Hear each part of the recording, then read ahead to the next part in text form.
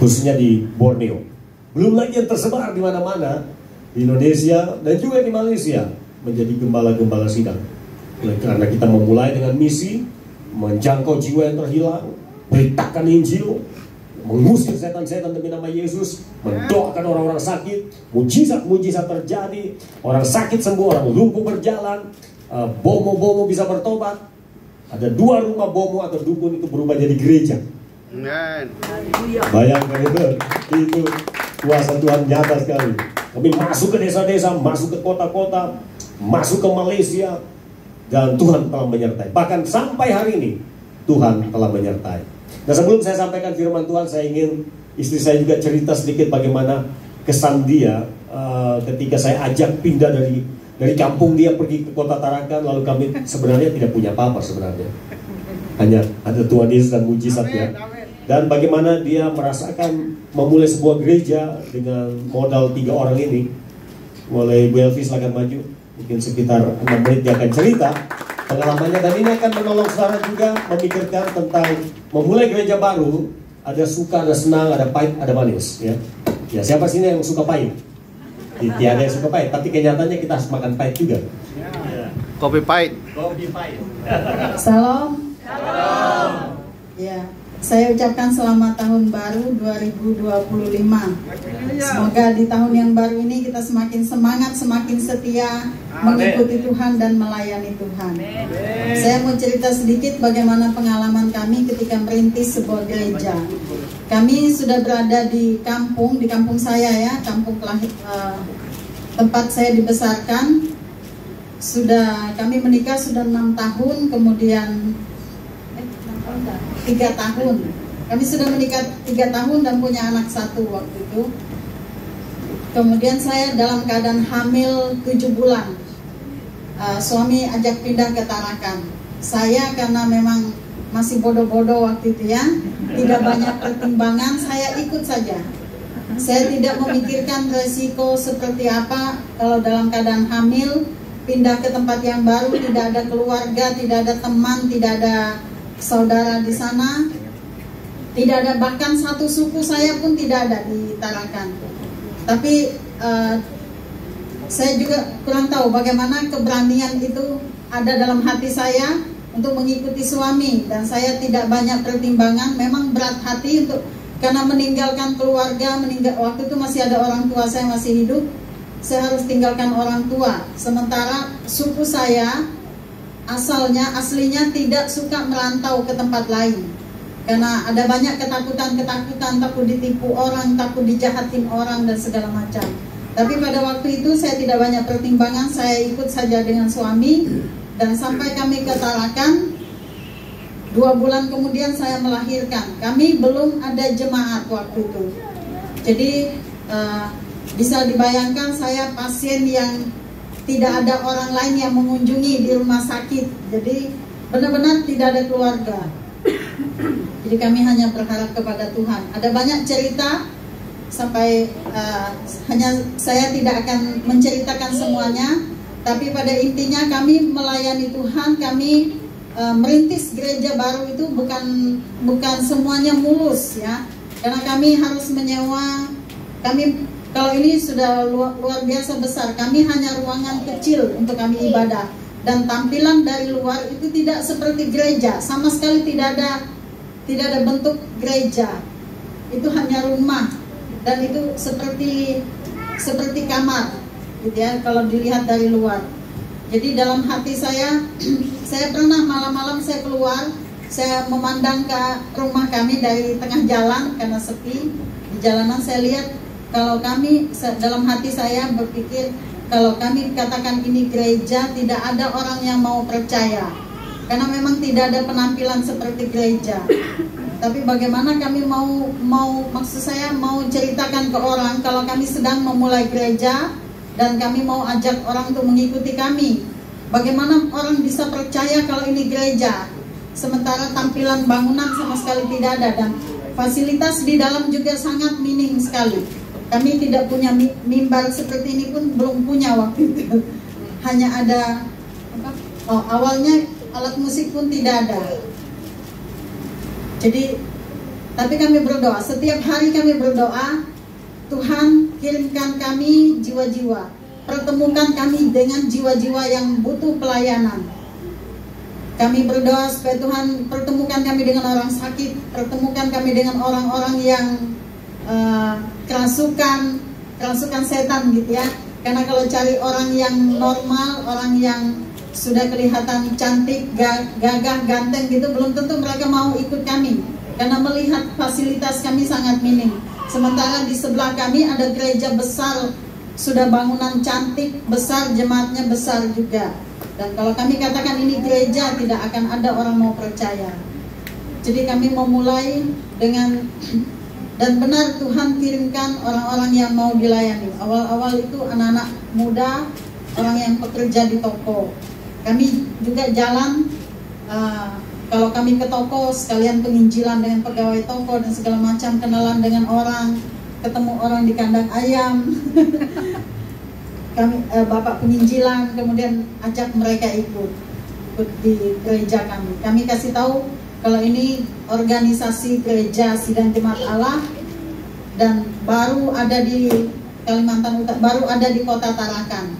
Sebelumnya belum ada gereja Sidang Jemaat Allah sama sekali di Kota Tarakan. Dan di seluruh wilayah bagian utara Kalimantan itu belum ada gereja Sidang Jemaat Allah. Nah, puji Tuhan, Tuhan menyertai pelayanan kami. Di tahun pertama, tahun kedua, mulai ada jiwa yang dimenangkan, udah mulai belasan orang. Kemudian tahun ketiga mulai banyak orang datang. Awalnya ada orang kerasukan setan dari agama seberang, dari Muslim, dilayani, kemudian orang itu dibebaskan. Mulai dari situ kesaksian itu menyebar dari mulut ke mulut. Dari situ kalau ada orang kerasukan, orang bawa ke rumah, atau mereka panggil kami. Kadang tengah malam, kadang subuh, pokoknya tidak pandang waktu sudah. Orang bawa orang yang kerasukan ke rumah kami untuk dilayani. Mulai dari situ pelayanan mulai berkembang, ada jiwa dimenangkan, orang mulai ada bergabung dengan kami, dan mulailah pelayanan kami dipercaya bahwa ini memang benar-benar pelayanan sebuah gereja. Ya, dari situ saya melihat memang bukan oleh kuat gagah kami, tapi semata oleh kuasa Tuhan yang menyertai dalam pelayanan. Nah, puji Tuhan sampai hari ini kami melihat keajaiban demi keajaiban Tuhan itu sungguh nyata. Ya, sungguh nyata. Ada orang yang mau bergabung dengan gereja kami, selain mereka mengalami mujizat, mengalami perubahan hidup, itu yang terutama. Banyak yang mengalami perubahan hidup. Yang tadinya menyembah berhala, yang tadinya tidak ke gereja sama sekali, tidak kenal Tuhan, mereka mengalami perubahan karena mengikuti ibadah. Karena saya percaya dalam ibadah itu ada Tuhan Yesus hadir. Ketika firman Tuhan disampaikan, firman Tuhan itu akan mengubah hati manusia. Dan itu yang terjadi dalam pelayanan kami. Kami melihat penyertaan Tuhan, kami melihat keajaiban Tuhan. Dan untuk gereja di tempat ini saya percaya juga kuasa Tuhan yang sama akan menyertai Bapak Ibu dalam pelayanan. Tetap setia mengikuti Tuhan dan teruslah menyala-nyala dan layanilah Tuhan. Amin. Terima kasih. Saya juga sangat senang bisa berkenalan dengan Pak Hebil dan Ibu Lesta, dengan saudara-saudara semua yang sedang memulai sebuah gereja baru dengan mengandalkan Tuhan. Karena gereja ini pasti akan berkembang dengan lebih cepat. Ya, karena kuasa Tuhan menyertai saudara. Gereja saudara mungkin akan bermultiplikasi, ya, berlipat ganda. Ada satu gereja baru lagi. Lalu saudara berpikir dari mana orang akan memimpin? Yang pertama dari dalam sendiri dipanggil Tuhan. Kedua, orang lain bisa jadi dikirim Tuhan untuk menolong saudara. Sehingga banyak gereja baru didirikan dengan tujuan menjangkau orang-orang yang masih domba-domba terhilang, menggembalakan mereka supaya mereka bisa bertumbuh sebagai orang percaya. Sampai hari ini saya masih terlibat mementori atau menolong puluhan pastor yang merintis gereja baru. Karena saya ada di Mission Department dari Assembly of God Indonesia. Jadi kami mengurus banyak perintis-perintis gereja dari seluruh Indonesia. Jadi saya selalu terhubung dengan orang-orang yang merintis gereja baru, memotivasi mereka, memberikan semangat buat mereka. Dan saya harap saya dengan gereja di sini GKKL bisa kita bekerja sama untuk memenangkan lebih banyak jiwa bagi Tuhan. Katakan amin. Ya, Malaysia bagi Kristus. Saya telah bekerja di Malaysia 20 tahun lebih dalam hal pemberitaan Injil, membantu gereja-gereja, memuridkan jemaat di sana dari berbagai gereja, dan sampai hari ini rupanya Tuhan masih mempercayai saya untuk keliling Malaysia. Malam hari ini bagaimana kita bisa menghadapi tahun yang baru ini selama 365 hari? Tips apa atau pesan-pesan apa yang kita perlu dengar? Saya mengajak kita untuk melihat bagaimana kisah kehidupan Yosua, seorang pemimpin yang hidup dengan iman. Dia memimpin ribuan, ya, puluhan ribu manusia dari padang gurun masuk ke tanah Kanaan, tanah perjanjian, tanah berkemenangan, tanah yang berlimpah, dikatakan susu dan madu. Bagaimana bisa masuk ke situ? Dan ini juga menjadi pelajaran berharga bagi kita, yaitu dari kehidupan Yosua, kepemimpinan Yosua, apa yang dia kerjakan bersama orang-orang Israel, itu menjadi pola bagi kita, bagi gereja di sini, ya, gereja community, keluarga Kuala Lumpur, untuk juga menjalani tahun 2025 ini dengan kemenangan yang dari Tuhan. Katakan amin. Saudara akan menuai lebih cepat karena memang ini percepatan, acceleration. Sebelum Yesus datang terjadi percepatan dalam segala hal, termasuk penuaian jiwa, pemberitaan Injil itu akan terjadi percepatan luar biasa. Tahun 2023, ketika saya menghitung kembali, melihat catatan saya, ada 2.000-an orang sudah kami latih di Indonesia, Malaysia dalam hal penginjilan, teknik metode penginjilan. Tahun 2024 kemarin saya lihat kembali catatan, 3.000 orang telah kami latih Indonesia, Malaysia. Saya dan tim mengadakan perjalanan yang jauh, panjang, lama dan jauh untuk membantu gereja-gereja buat pelatihan. Dari situ Tuhan ingatkan saya, pada waktu pandemi Tuhan ingatkan saya satu kata ini, acceleration, percepatan. Setelah pandemi akan terjadi percepatan. Dan saya sendiri mulai merasakan itu. Setelah pandemi COVID-19, percepatan luar biasa kami kerjakan bersama dengan Tuhan. Kami menjangkau lebih banyak, menjangkau lebih luas, lebih jauh setelah pandemi. Tepuk tangan bagi Tuhan kita. Nah, ke depan saudara juga akan mengalami percepatan yang tidak pernah saudara bayangkan. Katakan amin. Gereja ini akan menuai lebih banyak dan lebih cepat. Amin. Dan tempat ini ternyata jadi kecil, Pak. Haleluya, amin. Jadi boleh pikir mau berapa kali kebaktian, kan?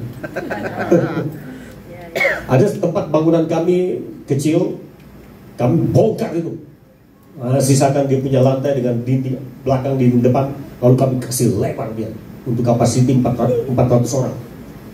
Tidak berapa lama, kami tengok jemaat, makin sesak. Ternyata gedung kami kelihatan jadi lebih kecil juga. Jadi kami lagi pikir bagaimana cara selanjutnya. Mari kita melihat dalam Ibrani pasal 10 ayat 38. Ini rahasia bagaimana kita bisa berhasil dalam tahun 2025. Kita bisa mengalami banyak keajaiban dari Tuhan. Kita bisa mengalami lompatan-lompatan yang luar biasa, akselerasi. Kita bisa menuai lebih banyak bagi kemuliaan Tuhan. Ibrani 10 ayat 38, firman Tuhan berkata, tetapi orangku yang benar akan hidup oleh iman, dan apabila ia mengundurkan diri, maka aku tidak berkenan kepadanya. Perhatikan kata ini, orangku yang benar akan hidup oleh iman. Tidak dikatakan orangku yang benar akan hidup dengan perasaan, akan hidup dengan emosinya. Oh tidak, akan hidup dengan pikirannya. Tetapi orangku yang benar, kata Tuhan, adalah mereka akan hidup oleh iman.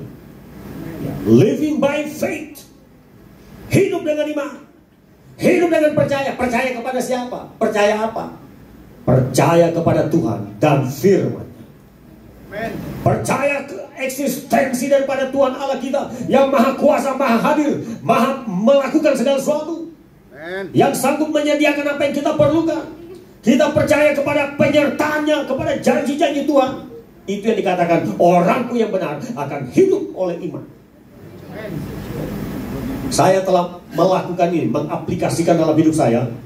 Kalau saya mencoba berjalan bersama Tuhan, ya, hidup dengan iman, apa yang akan terjadi di masa depan saya? Saya terima Tuhan Yesus usia 17 tahun. Kalau saudara pernah dengar ada satu kota namanya Balikpapan, yang kemudian hari sekarang itu capital of Indonesia, sekarang pindah di dekat Balikpapan. Ya. Oke, saya terima Yesus di kota itu usia 17 tahun. Kemudian saya mulai belajar untuk mendengar suara Tuhan, mentaati Tuhan. Dalam usia muda Tuhan pisahkan saya dari banyak orang, dipisahkan dari keluarga saya untuk mulai dipersiapkan melayani Tuhan. Sakitnya ada juga saya, kesepian, ya. Pisahkan dari keluarga. Saya orang dilahirkan di kota, dibesarkan di kota, lalu dibawa Tuhan masuk ke desa, di tempat sepi sunyi, sampai menangis saya karena kesepian. Tapi masa-masa itu saya dipersiapkan Tuhan untuk bagaimana mengenal Tuhan, mengenal hati Tuhan, mengenal firman Allah, belajar firman Allah, menggali firman Allah. Saya diperlengkapi Tuhan di dalam kesepian dan kesendirian, terpisah dari keluarga saya. Tetapi itulah saya diajarkan Tuhan bagaimana hidup dengan iman, dan supaya kamu Frans Kansing akan bisa melihat penggenapan janji Tuhan di masa depan. Amen. Kemuliaan bagi Allah kita. Haleluya. Katakan haleluya. Haleluya. Katakan hidup oleh iman. Hidup oleh iman. Hidup dengan iman. Hidup dengan iman. Hidup oleh iman. Hidup oleh iman. Saya belajar melakukan itu dari usia muda sebelum menikah. Bagaimana hidup dengan iman. Papa saya seorang kapten kapal. Pasti dia punya uang. Tapi Tuhan menutup pikiran saya untuk tidak berharap kepada papa saya. Bayangkan itu. Ketika saya sekolah kita, saya tinggal di desa pelayanan, tertutup pikiran saya untuk mengandalkan papa saya. Saya diajar bagaimana hidup oleh iman, mengandalkan Tuhan, berdoa untuk bahkan hal-hal yang kecil, benda-benda kecil istilah Malaysia ya. Itu bagaimana berdoa untuk Tuhan sediakan itu. Itu mujizat. Nah, mari kita lihat mengenai Yosua.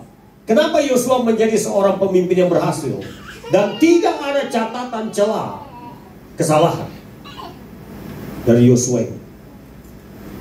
Kenapa? Karena dia hidup dengan iman. Dia sangat percaya akan Tuhan.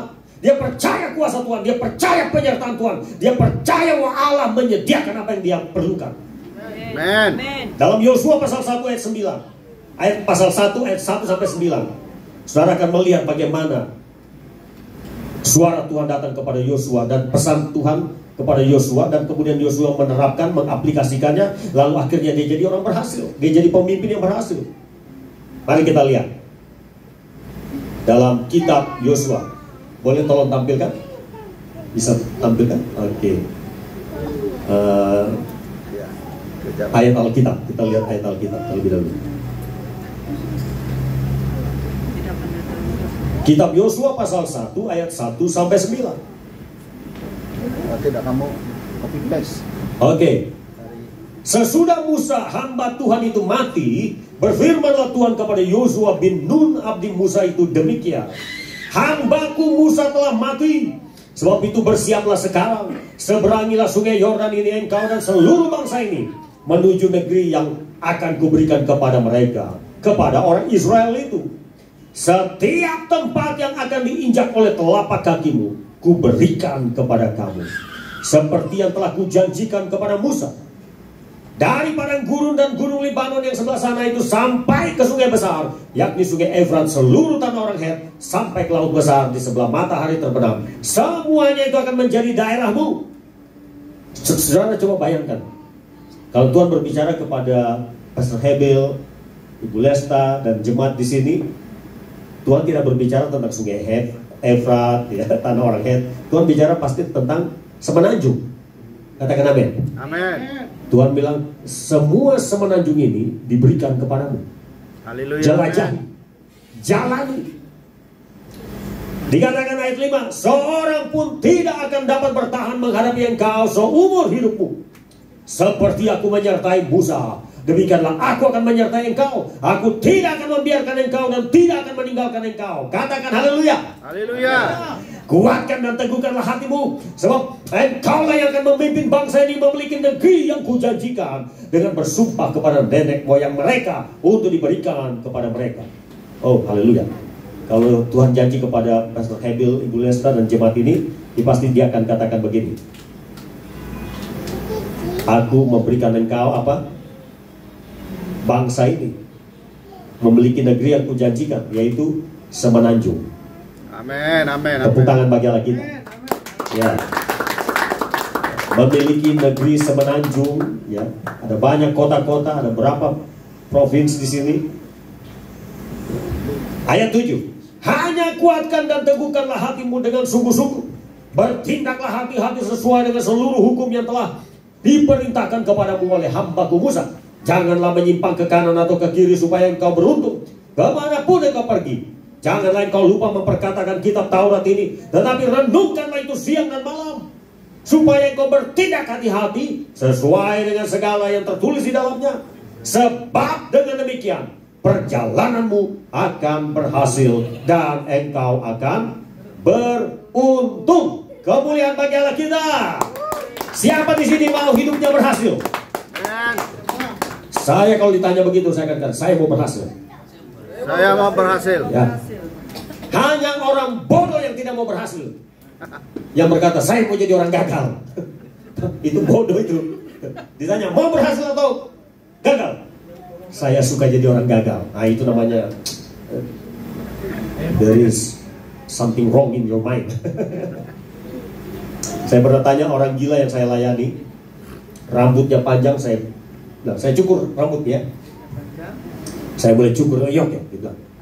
Ini orang yang gila karena mungkin kepala dihantam, karena terlalu dia ilegal, ya, bekerja ilegal di Malaysia, dipulangkan ke Indonesia. Baunya seperti bau kuda karena tidak pernah mandi. Saya coba potong rambutnya, keras juga rambut itu. Lalu saya tes, ini betul-betul gila atau tidak ini. Ini di rumah saya nih, kami tampung dia entah berapa lama menampung orang gila di rumah. Dia kadang-kala saya perhatikan dia tertawa sendiri. Sehari bisa 6 kali minta makan, tapi badan tidak besar-besar juga. Jadi saya tanya dia sambil saya gunting rambut, kau tahu gak ada surga dan neraka? Tidak tahu. Kau pilih masuk surga atau masuk neraka? Lalu dia lihat ke belakang. Neraka lah. Dari situ saya tahu betul. Oh ini memang gila ini. Ditawarkan surga neraka, dia pilih neraka. Ini betul-betul gila. Nah kalau ditanya saudara, mau jadi orang berhasil atau orang gagal? Berhasil. Berhasil. Gagal itu bahasa yang negatif sama sekali. Artinya negatif. Gagal itu kalah, hancur, berantakan, itu gagal. Tapi kalau berhasil di dalam konteks kerajaan Allah, artinya engkau berhasil memenuhi rencana Tuhan dalam hidupmu. Kemuliaan bagi Allah kita. Apa yang direncanakan Tuhan dalam hidupmu dibuat berhasil. Bukan cita-cita kita secara manusiawi yang berhasil, tapi rencana Tuhan dalam hidup kita. Itu yang Yesus katakan, kalau kau berdoa, Heavenly Father, be hallowed with your name. Your kingdom come and your will be done as it is in heaven. Jadilah, datanglah kerajaanmu dan jadilah kehendakmu di bumi seperti di surga. Artinya begini, bukan kehendakmu manusia yang jadi, tapi kehendak Tuhan yang jadi. Nah kita semua ada rencana Tuhan dalam hidup kita. Katakan amin. Ada juga rencana kita manusia.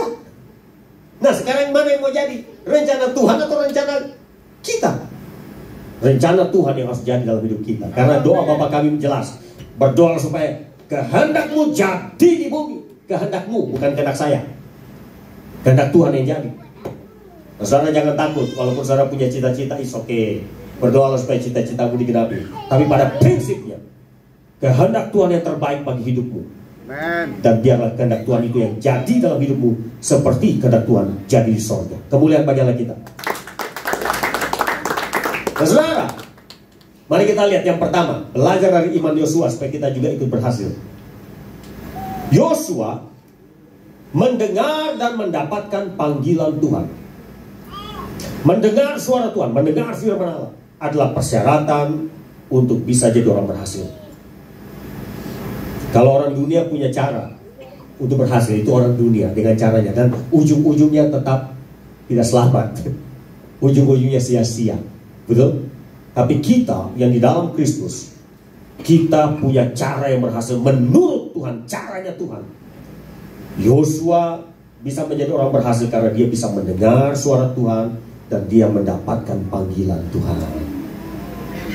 Saudara harus dapatkan panggilan Tuhan dalam hidup ini. Seperti saya melayani Tuhan, jadi orang Kristen bukan karena manusia yang panggil saya, bukan karena papa mama saya, tapi karena Tuhan memanggil saya. Saya tahu pasti itu. Yang kedua, Yosua bisa jadi berhasil karena dia mendapatkan visi dari Tuhan. Tuhan katakan dari sini sampai ke sana, ya, seluruh tanah Kanaan itu batas-batasnya begini, itu kuserahkan kepadamu. Itu artinya visi dari Tuhan. Dia dapatkan penglihatan. Oh, ini batas-batas daerah yang akan kukuasai, kududuki bersama orang Israel. Jadi untuk menjadi orang berhasil, saudara, kita harus dapat visi dari Tuhan. Setiap pribadi harus punya visi dari Tuhan. Seperti saya dapat visi dari Tuhan, kota Tarakan. Setelah itu Tuhan buka mata saya melihat seluruh North of Borneo, Kalimantan Utara. Setelah itu Tuhan kasih saya visi meluas sampai ke Malaysia. Makanya saya keluar masuk Malaysia. Lalu Tuhan buka lagi mata saya, visi diperluas seluruh Indonesia. Akhirnya saya mulai menjelajah seluruh Indonesia. Visi. Yang ketiga, Yosua itu dijanjikan Tuhan begini: kamu jangan takut, jangan kecut, jangan tawar hati. Sama seperti aku menyertai Musa, aku akan menyertai kamu. Artinya apa? Yosua bisa jadi orang berhasil karena dia mendapatkan dan memiliki janji penyertaan Tuhan. Dia yakin Tuhan menyertai dia, sama seperti Tuhan telah menyertai Musa. Keyakinan ini adalah modal yang besar untuk menjadi orang berhasil dalam hidup ini. Kemuliaan bagi Allah kita. Haleluya. Katakan, saya yakin penyertaan Tuhan. Saya yakin penyertaan Tuhan. Begitu juga saya. Kalau Tuhan tidak berbicara bahwa dia akan menyertai saya dalam seluruh perjalanan saya bisa takut. Jalan sendiri jadi takut sekarang. Berhadapan dengan setan, berhadapan dengan bohong, berhadapan dengan manusia yang mau mengancam, bisa takut. Tapi karena saya sudah dengar bahwa Tuhan janji dia akan menyertai saya dalam pemberitaan Injil, saya tidak mengalami ketakutan. Tidak ada ketakutan. Yang namanya takut itu yang lari, bukan saya. Saya keluar masuk kemana-mana, no fear. Tidak ada ketakutan. Pertahanan setan di mana saja, termasuk yang ada di setan yang ada di Kuala Lumpur, tidak ada ketakutan. Saya keluar masuk sana sini, tidak ada ketakutan. Kenapa? Saya memiliki keyakinan bahwa Allahku menyertai aku. Kalau dia menyuruh saya pergi memberitakan Injil, dia pasti menyertai saya. Saya telah memberitakan Injil di segala penjuru saya, di Indonesia dan di negara lain. Keluar masuk, saya menginjil di mana saja, dan tidak ada rasa takut. Saya melatih banyak orang untuk pergi juga memberitakan Injil, dan tidak boleh takut. Sama-sama katakan, saya tidak akan takut. Saya tidak akan takut. 2025 milik saya dan Tuhan. Milik saya. Haleluya. Yang keempat, bagaimana bisa berhasil? Contoh Yosua, orang yang beriman ini. Yosua memiliki hati yang kuat. Karena Tuhan sudah berkata kepada dia, Yosua, kuatkan hatimu. Jangan kecut, jangan tawar hati. Jangan bimbang, jangan ragu, jangan lemah hati. Harus punya hati yang kuat. Dalam zaman sekarang ini, pada akhir zaman ini, ada bencana ekonomi, ada bencana alam, disaster, ancaman peperangan. Tapi prinsipnya sama. Kalau kita mau berhasil jadi orang Kristen, kita tidak boleh takut, tapi kita harus memiliki strong heart, Hati yang kuat. Katakan amin. Masalah-masalah boleh datang, tapi hati tetap kuat. Katakan haleluya. Haleluya. Bagi tahu kepada orang sebelah Anda, hatimu harus tetap kuat. Harus tetap kuat. Walaupun ada persoalan, walaupun ada masalah, walaupun ada musuh, hati harus tetap kuat. Kemuliaan bagilah kita. Jangan goyah, jangan kecut, jangan tawar hati. Saya bertahan sampai hari ini bisa melayani Tuhan dengan tenang, dengan aman. Walaupun ada masalah-masalah saya hadapi, tantangan saya hadapi, setan saya hadapi, saya menjaga hati saya untuk tetap kuat. Karena janji Tuhan kepada saya, kuatkanlah hatimu. Kuatkan hatimu, teguhkan hatimu. Jangan khawatir, jangan cemas, jangan takut. Dan ternyata enak juga hidup tanpa khawatir. Haleluya. Saya hidup ini tanpa khawatir sudah bebas khawatir saya. Saya kalau lihat ketemu masalah, saya tahu Tuhan ada di tengah masalah saya. Saya hadapi satu persatu, saya selesaikan dia bersama Tuhan. Jadi saya tidak ada rasa takut dan khawatir. Enak saudara hidup seperti itu, nyaman, free. Yang berikut, bagaimana Yosua bisa berhasil jadi orang yang berhasil, pemimpin yang berhasil, orang beriman yang berhasil? Tuhan bilang, kau taat kepada perintah Tuhan. Renungkan firman Tuhan, lakukan. Artinya Tuhan meminta ketaatan daripada Yosua. Dan terbukti Yosua taat kepada Tuhan. Kemuliaan bagilah kita. Jadi ketaatan, ya, penundukan diri kepada Allah adalah modal besar untuk saudara jadi orang berhasil. Jangan coba-coba suka memberontak kepada Tuhan. Mungkin satu saat kita gagal, tidak taat, tapi jangan itu jadikan kebiasaan. Ditanya kenapa suka melawan Tuhan? Hobi. Oh, itu bahaya itu. Itu jurusannya neraka itu kalau suka melawan Tuhan. Yosua adalah pemimpin atau orang beriman yang taat. Ketika Tuhan berkata, lakukan ini, do it, dia lakukan. Saya juga mau belajar seperti itu. Sampai hari ini saya belajar untuk menjadi orang yang taat. Karena saya tahu kalau saya taat, Tuhan senang, udah pasti saya diberkati Tuhan. Tapi kalau tidak taat, aduh, kena rotan lagi, kena disiplin lagi, sakit lagi di disiplin. Firman Tuhan Yesus sendiri katakan apa dalam kitab Wahyu? Orangku yang kukasihi, yang kutegur dan kuhajar. Sebab itu relakanlah hatimu dan bertobat. Itu adalah firman untuk orang atau orang Kristen atau gereja yang tidak taat. Kristen tapi tidak taat, ya jangan heran dikasih cambuk, ya, dikasih rotan, didisiplin, kena masalah yang bukan pikul salib tapi pikul kesalahan. Nah, itu bahayanya kalau kita tidak taat. Belajar untuk kita jadi tetap taat. Amin. Yang terakhir saudara, kenapa Yosua bisa lebih mudah berhasil, bisa lebih gampang untuk berjalan bersama dengan Tuhan? Rahasia ini banyak orang lupa atau tidak tahu. Karena dia memiliki mentor yang baik, yaitu Musa. Tidak ada orang itu tiba-tiba jadi begitu cepat berhasil. Pasti ada orang lain telah mendukung dia, membimbing dia, memberikan contoh, dan akhirnya dia pun bisa lebih baik, lebih cepat berhasil.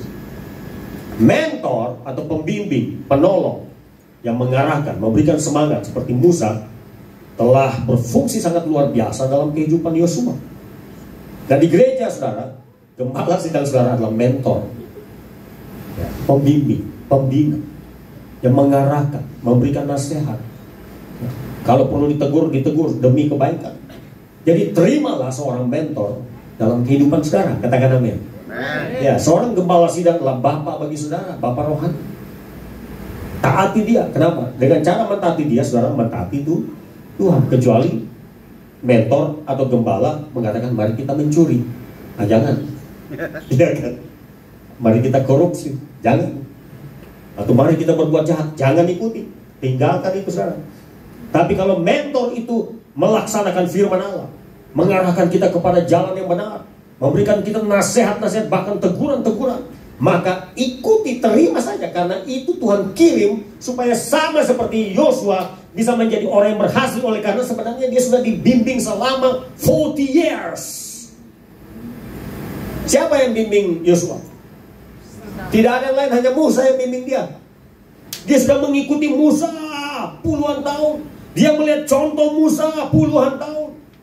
Dia diberi nasihat, diberi teguran. Dia bahkan mungkin cuci bajunya Musa selama puluhan tahun. Angkat-angkat barangnya Musa puluhan tahun. Dia dibimbing, dibina, diajar, dididik secara luar biasa oleh Musa. Dan Tuhan yang mengirim Musa untuk dia. Kemuliaan bagi Allah kita.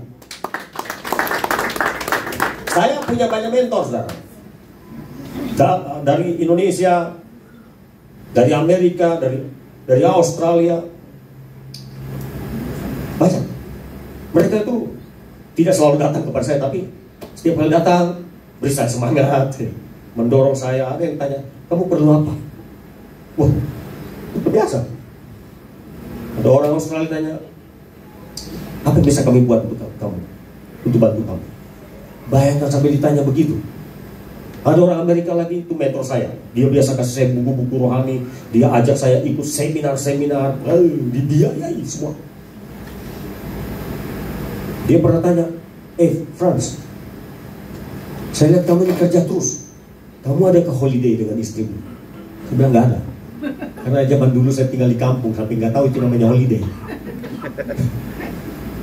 Pelayanan di kampung kami tidak tahu yang namanya holiday. Pokoknya hidup seperti biasa saja. Waktu saya sudah pindah ke Tarakan, lalu dia mulai datang berkunjung. Kemudian dia berikan saya buku-buku tentang keuangan, leadership dan lain sebagainya. Dia bawa saya dan istri pergi ikut seminar sana sini. Lalu dia tanya, kamu pernah libur ya? Enggak. Oh, harus ada libur. Tinggalkan anakmu, kau pergi berdua liburan. Kamu libur kemana? Holiday kemana? Saya pun bingung mau kemana. Saya tidak tahu kalau ada Hong Kong, ada Singapura. Waktu itu tidak tahu kalau ada Kuala Lumpur. Yang saya tahu itu ada satu pulau kecil di dekat Tarakan, 3 jam dengan speedboat. Jadi saya bilang ke Pulau Derawan aja lah. Saya tidak tahu kalau ada Bali gitu. Di kemudian hari baru saya tahu banyak kota-kota untuk destinasi ya, untuk tourism. Saya menyesal saya hanya minta pergi ke Pulau Derawan, pulau kecil, hanya 3 jam. Coba saya dulu bilang ke Singapura, ke KL, gitu ya, ke Hong Kong atau ke Bali. Tapi yang saya ingat orang itu baik hati buat saya. Sampai urusan holiday, dia tanya, kau mau kemana? Karena dia punya banyak uang. Ini seorang hamba Tuhan tapi banyak uang karena dia punya investment. Kemudian dia tanya, anak-anak muda di gerejamu siapa yang mau disekolahkan? Dia sekolahkan beberapa. Wah, luar biasa. Nah, seorang mentor itu dia memperhatikan kebutuhan kita, dia memperhatikan pertumbuhan rohani, dia perhatikan masalahmu apa.